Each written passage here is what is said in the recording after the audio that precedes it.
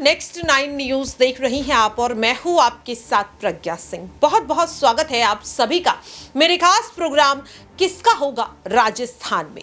राजस्थान की चर्चा इसलिए जोर शोरों से है क्योंकि विधानसभा चुनाव जिन 5 राज्यों में होने वाले हैं उन 5 राज्यों में राजस्थान भी शामिल है। 7 नवंबर से चुनावी शंखनाद हो चुका है। छत्तीसगढ़ में पहले चरण की चुनाव की जो वोटिंग है वो यहां पर देखने को मिली, तो मिजोरम की 40 सीटों पर भी वोट डाले गए। इस दौरान छत्तीसगढ़ और मिजोरम को लेकर के चर्चा तेज थी, लेकिन अब आपको बता दें कि कांग्रेस पार्टी की मुश्किलें यहां पर अब राजस्थान में और ज्यादा बढ़ती हुई नजर आ रही है। ईडी सीबीआई की कार्रवाई के बाद अब मुख्यमंत्री पद भी अशोक गहलोत के हाथ से जाता हुआ नजर आ रहा है। इसकी वजह है जो नामांकन पर्चा उन्होंने भरा है। दरअसल आपको बता दें कि मुख्यमंत्री अशोक गहलोत को कांग्रेस ने उन्हीं के गढ़ सरदारपुरा से चुनावी मैदान में उतारा है। वे इस सीट से कई बार जीत हासिल कर चुके हैं।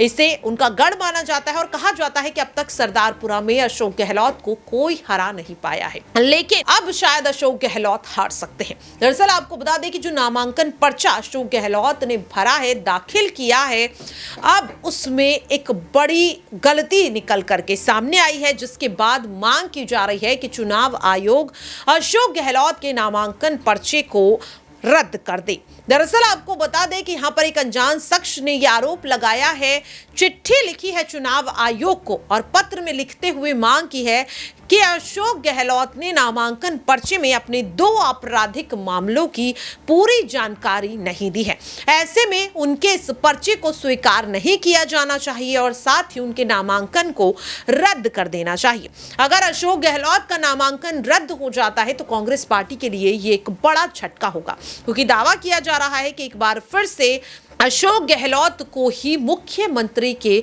चेहरे के तौर पर कांग्रेस आगे कर सकती है। हालांकि नाम यहां पर सचिन पायलट का भी सामने आ रहा है। लाख विवाद के चलते, कलह के चलते, नाराजगी के चलते, आरोप प्रत्यारोप के चलते भी कांग्रेस पार्टी ने सचिन पायलट को उन्हीं के गढ़ यानी कि टोंक विधानसभा सीट से उतारने पर मोहर लगाई। लेकिन अगर अशोक गहलोत का नामांकन रद्द हो जाता है तो इसका फायदा सीधे और साफ तौर पर बीजेपी को होगा।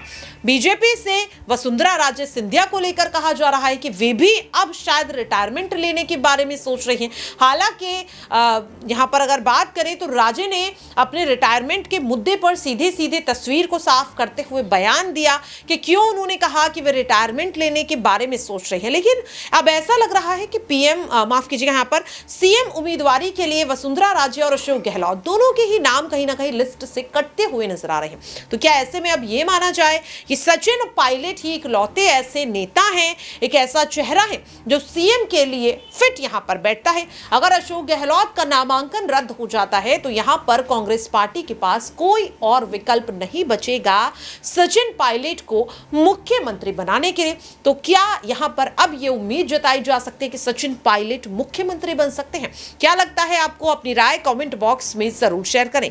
फिलहाल के लिए इस खास खबर पर इतना ही। देश और दुनिया की तमाम खबरों के लिए आप सभी देखते रहिए नेक्स्ट 9 न्यूज।